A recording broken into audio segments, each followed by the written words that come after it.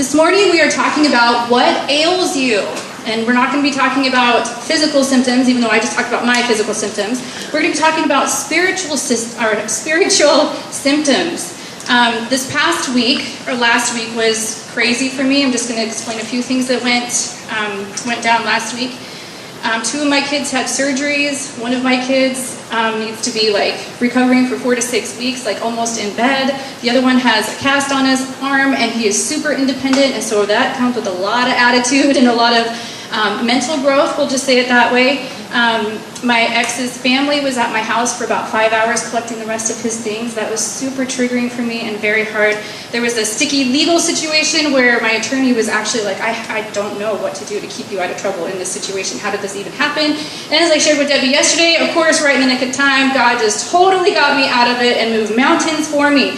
But little to say, as I'm pressed in this, all that happening last week, the stuff that came out of me, I was not really pleased with, and I was so frustrated with myself because I'm like, I've been a believer for a long time. I know God, He's come through for me again and again. Why are these things coming out? And God was telling me, you're looking for the answer in the wrong places. I'm like, again? I'm still doing that again? But God is so gracious and so loving. Those songs that we sang of His love never ending, and He will always pursue you. He will always come after you. He will always help you. That is my testimony. He got me through last week. I'm still standing. I'm still praising God, and I have a testimony to share that He is, no matter what life throws at you, He is right by your side. When we were worshiping, God just gave me this vision of hearing His daughters, all of us worshiping Him, and it moves His heart. I mean, you know that emoji that has the tears in the eyes of that's how God is when we worship Him and we come to Him. He is just overwhelmed with joy for you. And we need to just walk in that. No matter what life throws at us, you are dearly loved. So, it's not going to do us any good for me to stand up here and say I'm perfect, so I'm going to tell you all the bad things I did last week, all the things that came out. But first we're going to start in Numbers 21, verses 4 through 9. This takes place when the Israelites were wandering in the desert, just to give you context. From Mount Hor, the Israelites set out by way of the Red Sea to go around the land of Edom, and the people became impatient on the way. Anybody else relate to that? Do you ever get impatient on the way? No, not yeah, right, exactly. And the people spoke against God and against Moses. Why have you brought us up out of Egypt to die in the wilderness? For there is no food and no water, and we loathe this worthless food. Then the Lord sent fiery serpents among the people, and they bit the people so that many of Israel died. And the people came to Moses and said, "We have sinned. We have spoken against the Lord and against you. Pray to the Lord that He may take away the serpents from us." So Moses prayed for the people. And the Lord said to Moses, "Make a fiery serpent and set it on a pole, and everyone who is bitten when he sees it shall live." So Moses made a bronze serpent and set it on a pole, and if the serpent bit anyone, he would look at the bronze serpent and live. A few things I want to pull out from this. The Israelites, the first thing they did is they got impatient, and that led to complaining, and that led to them being bit by something. So as I was walking through last week, I got impatient, and I complained to God, and then I got bit by a few things that I wasn't happy about. So we can apply this to our life. We like to think that we're not like the Israelites, but the more I read it, the more we are like that. And I was thinking, I thought this for years, God, if I was an Israelite back then in the wilderness, and I literally saw you part the Red Sea, and I literally saw your presence, there's no way I could doubt you. And God was like, are you kidding me? You doubt me all the time. And this was years ago. Better on the doubt thing. But we have seen God move powerfully in our lives. He has come through for us again and again and again. He has saved our souls, and yet still we question Him. We complain about the things in our life, and there's just such a shift that will happen in your heart. And this is what I've learned. When I just decide, Lord, I'm just going to believe in you, the power of God becomes more and more in my life. And that's what I want. That's become almost my obsession and my addiction lately of, Lord, I desperately want to see you so bad. What do I need to do? And God is like, look at your faith. Just grow your faith. Just decide that you're going to believe me in everything. And God has just moved mountains. But it really is. He needs your faith to be intact and real. However, when you are pressed, the things that come out can be shocking. One of the things that, well, I'm going to read another verse for you actually. John 3:14-15. This is Jesus speaking. And as Moses lifted up the serpent in the wilderness, so must the Son of Man be lifted up, that whoever believes in him may have eternal life. These verses go together because what happened in the wilderness, Moses had the serpent lifted up. Jesus is saying, I will be lifted up. I will be crucified, and then I will be lifted up into glory. So whatever bites you, you need to look at me. So some of the things that bit me this past week, the first one was fear. I was so afraid for my kids to go into surgery because we've never had a surgery. My kids have never had a surgery. I was just, worst case scenario, they're going to be allergic to the anesthetics. They're going to get in there and something's going to happen. I don't like hospitals. I get super woozy just even thinking about it. And of course, right before they go into surgery, they tell you all the complications and bad things that could happen, and you have to sign off. And I'm like, I'm not signing off on that. And they're like, well, we can't do the surgery. And I'm like, we can just leave. we can just leave. So anyway, my kids did better going through it than I did, but I was so afraid. I was so afraid, and I haven't felt that fear in a long time, but there's just something when your kid is hurting, you are afraid. I don't like that. Another thing that brought out fear is one of my kids, in his pain and his confusion of what the situations that were going on in our house and the surgery, he's questioning God, and out of that discomfort, he was making some questionable choices. And we had to have the consequences, we had to have the talks again, and I'm just like, oh, this is so frustrating. And at one point I thought I was just going to lose my temper, so I took a walk with God, and I said, God, I'm just so afraid. I'm so afraid about his eternity. I'm afraid about his life. I mean, all these things are going to add up to bad things. God, what am I going to do? And he's like, well, first thing, your fear is going to make your prayers ineffective. I'm like, okay, so I'm going to back off. You love him more than I do. You are watching out for him. You've got a plan for him. You can redeem this. You can do anything. But God used it to teach me something. He said, are you mad at him?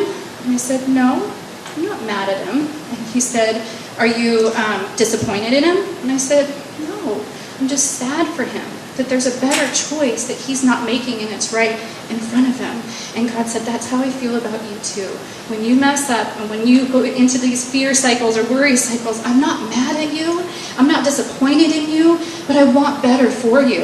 And I struggle with guilt and shame. I don't know why I think I have to be perfect, but when I'm not perfect, I just start beating myself up on the inside, and God's like, just lay that to rest. That's not how I feel about you. And so I was able to give myself grace going through this, and it made all the difference in the world. And so this fear that I just took to God, as that fear bit me, right, the fiery serpent of fear bit me, I could look to Jesus. Like, that's what we're supposed to do when we get bit by anything. We look to Jesus. And what that did, this is in your outline, that fear led to faith. I have a greater faith today than I did last week. And I am so thankful for that God uses those trials to rattle you up a little bit so that things can come out that need to come out. But that fear led to a greater faith, and I'm so thankful. Another thing that bit me last week was jealousy. I don't usually think of myself as a jealous person. I'm usually pretty content and joyful. But I was talking with a friend, and she had a disagreement with her husband, and just kind of a standstill with her husband. And she's frustrated, and she was like, I thought today was going to be the first day in our decade-long marriage that he didn't bring me coffee in bed. And I said, whoa, whoa, whoa. Your husband brings you coffee in bed every day? And she goes, well, yeah. And I just didn't say anything because I knew her wheels were turning, right? And she was like, oh, I guess I should probably give him a little slack. I'm like, slack? He deserves a medal. Are you kidding me? Like, who does that? And me coming from my position of being freshly divorced, I would just die for that. And so I found myself being bit by jealousy. And so I talked with her about the problem, and they came to an agreement. I was super happy for them, but then I was just discontent and frustrated. I thought, Lord, what is this? And he said, you're jealous. And I'm like, oh, I am. And then I started thinking about the other areas of my life that I'm jealous. I'm jealous for kids that have a great dad who's involved. I'm jealous about that. And what that jealousy did is it robbed me from contentment. And it was not a good feeling. I don't feel that very often. It was horrible. And so I prayed about it, and I looked to Jesus. Jesus, I'm jealous. Would you help me in this? And all of a sudden, just 100 blessings just came to my mind of how many wonderful things that I have that he has chosen for me. I'm like, how could I possibly be jealous when you've done all these things for me? You've called me, you've purposed me, you've given me 3 amazing kids. I have a cool house, a great neighborhood, a mom that lives right around the corner and she's involved. I mean, just all of these things. Like, I have things that you guys don't have and you guys have things that I don't have. But when we compare, we get jealous, and that robs us of joy, which is the next one in your outline.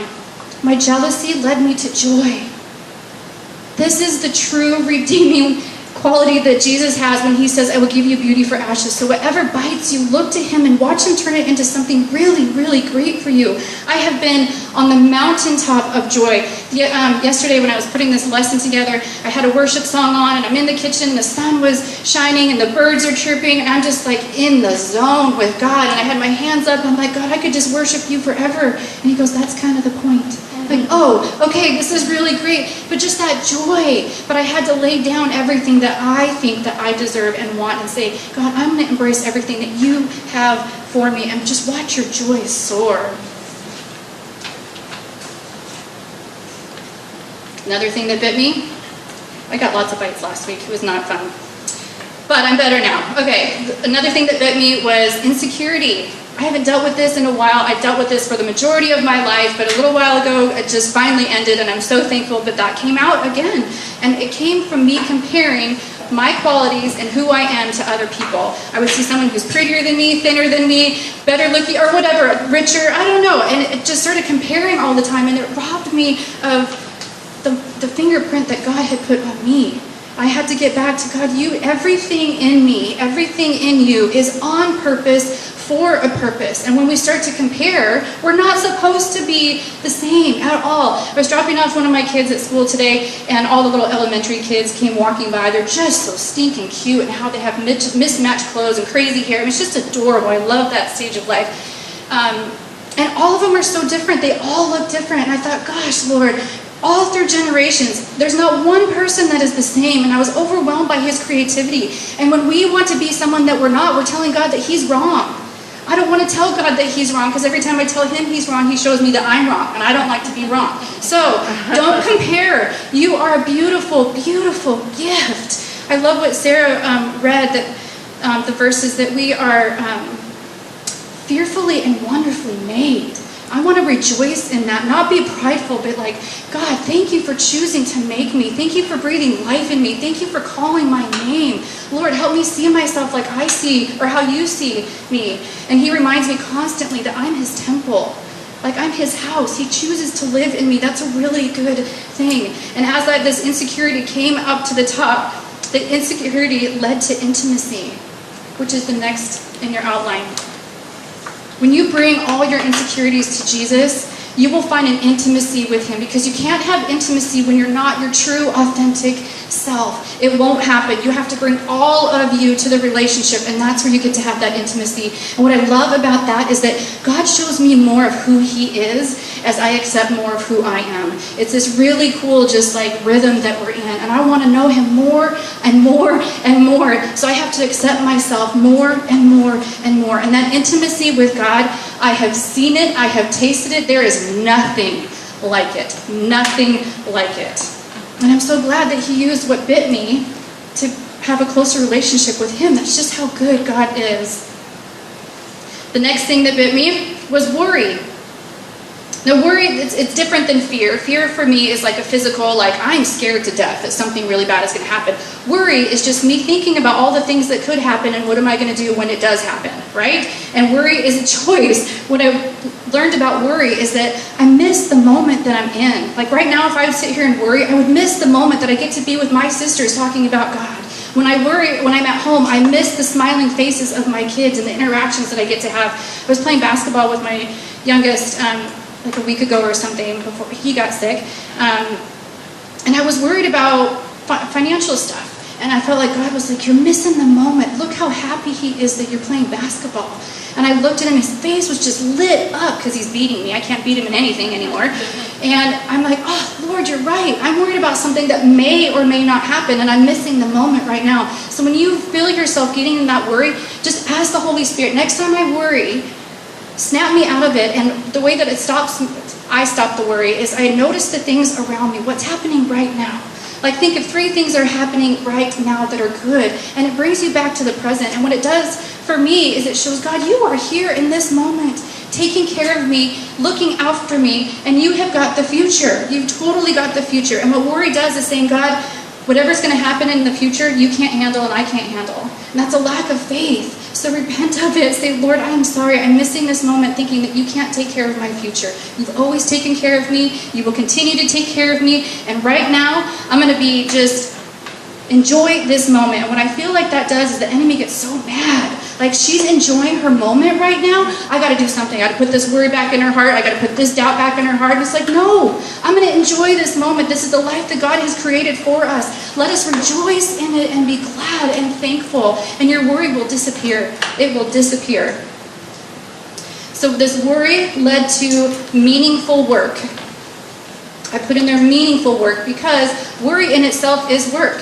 You know, it's that analogy that worry is like sitting in a rocking chair. It gives you something to do, but you don't go anywhere. Well, I don't want to do that. I want to, whatever I'm doing, I want it to be productive and I want it to be meaningful. And so this worry brought up things for me that I'm going to do what I can about my finances. I'm going to set a budget. I'm going to cut this. You know, we don't have to have this. And so I could do something about what I was worried about, but you can only do so much. So do what you can do and then just trust that God has the rest of it. Another thing that bit me was the good old-fashioned status. Aren't we just all about status in this culture? I liked my status as married. I don't really fancy my status as divorced, so that was hard. I liked my status as self-employed or boss. I don't really like the employee thing. That's hard for me. I'm getting used to it. So all these status things that I was grieving and letting go, and I was thinking how hard we work for status here. I mean, we, you know, as the status as a mom or status, you know, the bank account or titles or whatever, we work so hard for that. And I felt like God said, I don't want you to work for anything. All the status that you need, I've already done for you. And my status, your status, is forgiven and loved and purposed and sought after and helped. Those are the statuses that will never, ever be taken from you. I don't know where you find yourself in life, but life gets crazy and things change. There's different seasons. And so if we put our focus and our efforts into statuses of this world, we miss the great joy of the status that Jesus has already done for us. And what I love is the most important status that we have as daughters of God, daughters of the Most High, that can never be changed, ever. And I rest in that because as my status keeps changing in this world, it will never change in the kingdom, ever. And I just rest in that and I love that and I just rejoiced over that. So with this status issue that I had when I got bit by this status snake, it led to security. I have a greater security in who I am as God's child. And God used something that bit me that was uncomfortable. And when I looked to Jesus, he says, your status is secure. You have nothing to worry about, nothing to fear. I love that.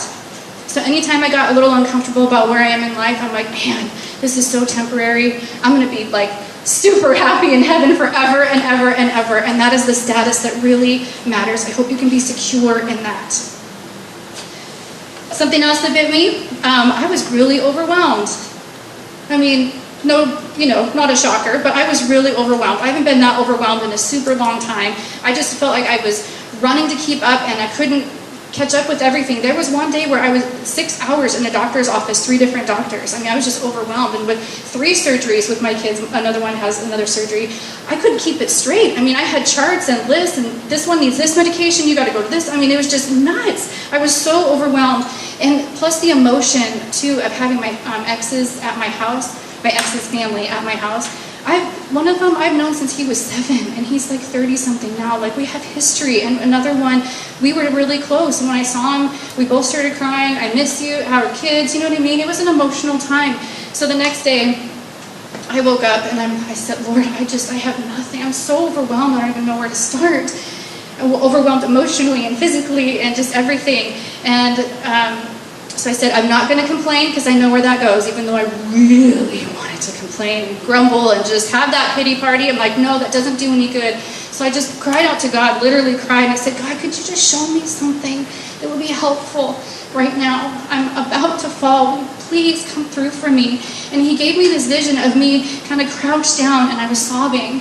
But then all around me, like were huddled, all my friends and family, and they were encouraging me and praying for me and doing things for me. And I have never felt so alone, but I've never felt so supported in my whole entire life. And that's when you get overwhelmed, don't complain about it and wallow in it. Look to Jesus and say, God, would you show me something?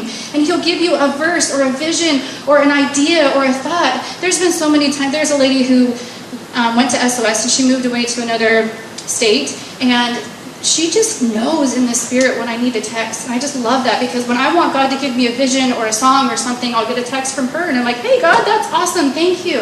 But when we cry to him, he has to answer in his mercy and his grace. He is so compelled when we really, really cry out to him from a heart level. So if you are overwhelmed, it will lead you to an omnipotent God, which is the next in your outline. He is everywhere all the time. All the things that you can't get to, that you think you need to do right now on your to-do list, he is there. He is helping. He moved mountain after mountain after mountain for me last week. I mean, I did all that I could, but I saw him just move. And he was everywhere. He's in the legal system. He's in my heart. He's in the surgeon's room. He's everywhere. Let's rejoice in that. That's a really cool quality. I think that's a great quality. I mean, God isn't just in one place helping one person. He's everywhere in your circumstances in your life. He's in your past and he's in your future. Let's rest in that. And he is so good. He will help you. So when I start to feel overwhelmed, I look to Jesus now and just say, I'm just so thankful that you are working everything out for my good. And I trust that and I've seen that.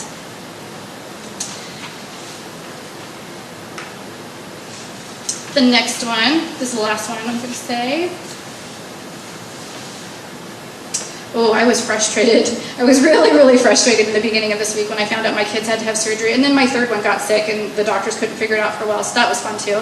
But I was really frustrated. I'm like, Lord, you could stretch this out a little bit. Why did you decide to put all of this in 1 week? And I started grumbling and complaining a little bit. And he said, can you trust that I will keep you strong? Can you trust that I have your kids? Can you just trust? And I'm like, okay, I trust you. And as I'm praying, I'm sitting on my back deck and I can see the skyline. And there's an eagle, of course, soaring, and it's just moving, like just with the wind. And he said, that's what I want you to be like. Where I'm like a plane in the sky, I'm like, this is my course, I'm going here, nothing can distract me, nothing's gonna, throw me off. And God's like, that's not what I'm asking you to do. If I'm doing this, I want you to come here. If I'm doing this, I want to go here. And between the plane and the bird, watching the plane was a lot more peaceful and beautiful as opposed to the loud plane that's just like, rawr. And I wonder if we do that sometimes in our life, where we just get this idea that we're going to do something. And yes, you do need to be stubborn and persevere, but you don't need to just grip it and just, I'm going to go through this. God wants you to smoothly go through it with peace and with joy and with contentment. And that is the testimony that this world needs to see. That I can be calm, I can be peaceful, I can be joyful because I rest in God. And this frustration led me to freedom. A greater freedom that I don't have to put my life together how I think it needs to go. I can just relax and enjoy the freedom that God has taken care of everything for me. So I don't know where you find yourself today. Last week, man, I thought I was literally going down. I mean, that was intense. And what I'm realizing too is that when you go through those intense times, you have to give yourself some time to recover. You have to give yourself some time to relax and rest and thank God and cry out or whatever it is, because all that stress and all that tension, your body holds and it needs to come out. And so there was times where I did a lot of extra walking with God. I did a lot of extra crying with God. But on this side of it, I am so much closer with God because of all of those things. But I had to choose to look to him with everything that bit me, every affliction that I had. So whatever ails you, just look to God. And God broke chain after chain after chain off me. And he also brought me and my boys closer together. I was struggling with one, just kind of button heads, and through this process he's like, Mom, you're so good, you're taking care of us, and I see everything that's going on, and I just appreciate you at a greater level. And my other one, he helps me a lot around the house, and he can't really move for 6 weeks, and I realized, wow, I kind of took him for granted. And so I went to him and I said, hey, I didn't really realize how much you do around the house to help me. He goes, I know. I'm like, well, I want you to know that I know now, and I'm sorry, and taking you for granted is not okay, and I want to do a better job at appreciating you. And of course, then he wanted money for video games and ice cream and all this other stuff so I could make it up to him. So, which I did, which is fun. But just having that humility in me and apologizing to him, he had more respect for me. He said, Mom, that's hard for me to do, and I have respect that you can do that. So whatever you're going through, even if it's your darkest hour, you can look to God. And what I've realized is the darker the hour, the brighter the light, right? I was thinking about the worst day that history has ever known was when Christ was crucified.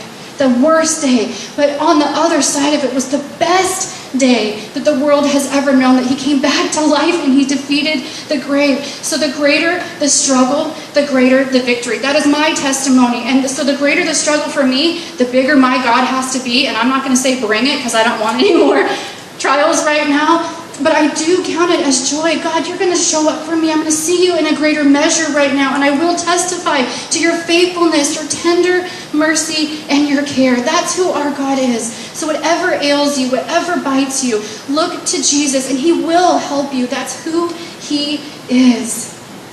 And he wants you to come to him. He wants it. There were so many years that I thought if I come to God with one more problem, he's just going to say, I've had it with you. I've just had it with you.